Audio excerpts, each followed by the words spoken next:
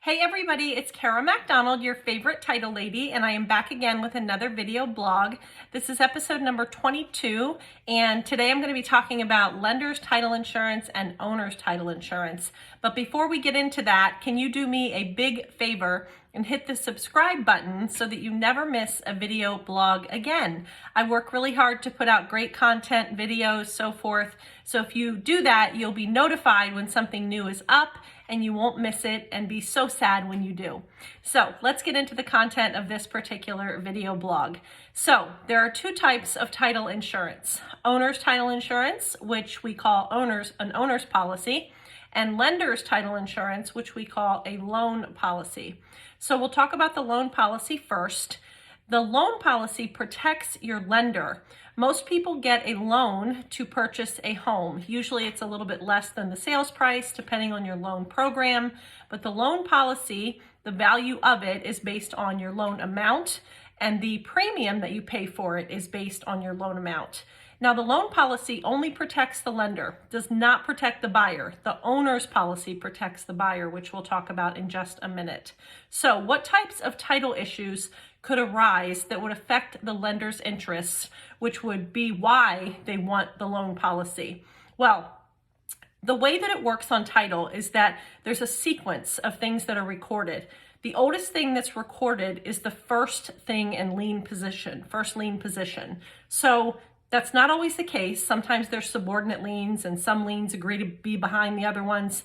But for simplicity purposes, just picture a deed of trust that's recorded in 2005 and then a deed of trust that's recorded in 2010. The 2005 trust is going to be in first lien position.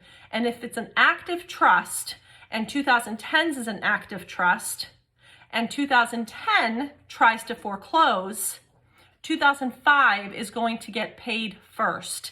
Now, they don't want that. If 2010 thinks that they're in first lien position and they get that loan policy, their interest is protected with that loan policy. So they're always going to want that loan policy to protect their interest. The kinds of loans that don't really want it are sometimes home equity lines of credit, hard money loans, but those are pretty unusual. So for the most part, the loan policy protects the interests of the lender, and the value actually goes down as you pay down the mortgage. So in 10 years, if you're about $50,000 less than what you borrowed, that is what the loan policy value is, because that's all they need to get paid. If they foreclose on the property, they're not going to need to get paid $250,000 if only $200,000 is left on the loan. So I hope that makes sense. This one's a little complicated, so stay with me. Now, the owner's policy protects the owners. It's a one-time purchase when you close. The value is based on the sales price of the home, generally speaking. You can buy more protection if you want, but most people don't.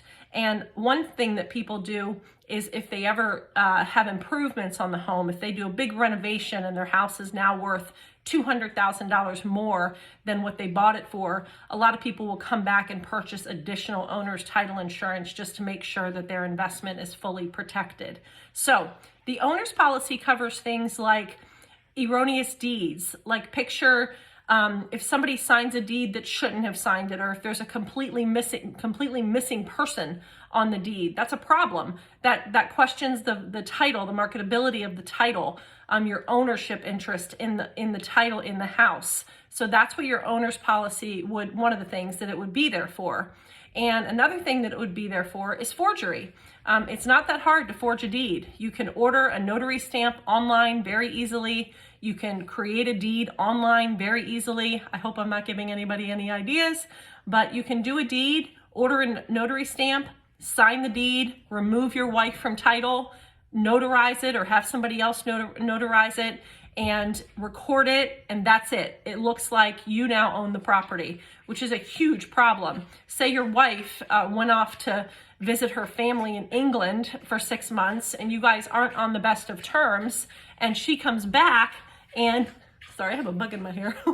She comes back and half of the interest in the property, which is hers, is just gone, which is not accurate. So we might not see that kind of thing, because say that happened in 2015 and here we are in 2021 and we're conducting the sale where the seller is that man who did that erroneous deed, that forgery.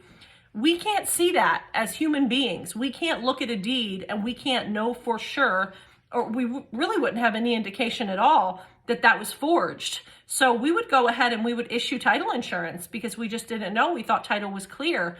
Well, later down the road, the wife shows up and she's like, wait a second, this is my house. That is the kind of thing that the owner's title insurance for the new owner would cover. So it's really, really interesting if you dive into it, because the policies are totally different. Owner's title insurance is optional. I think most of you know that. About 97% of people do purchase owner's title insurance. The loan policy is not optional. You have to purchase that for your lender, and both are paid at the closing table. The loan policy expires when the loan is paid off, which means you have to get a new one every time you refinance, by the way. And the owner's policy is active for the entire time that you own the home. So that's forever until you sell it. So, and also the title insurance companies that back these policies, especially the owner's policy, it's very important to know that they will protect you. Your policy protects you monetarily. It protects you legally. They will go to court for you. They will, if you somehow will lose your house over this kind of situation, which doesn't happen very often, but it can happen. If that kind of thing would happen, they would back you, which is huge. So I obviously work for a title company and highly recommend buying title insurance or owner's title insurance. But if you ever have any questions about either title insurance, feel free to call me. My number is 571-432-9382. I work for a local title company here in the DC metro area, and I'm happy to talk to you about that anytime you need me to. So that's all for now. I hope you have a wonderful day, and I'm very sorry for the 7-minute video, but it's important, lots of information. I hope you got a lot out of it. Talk to you soon. Bye-bye.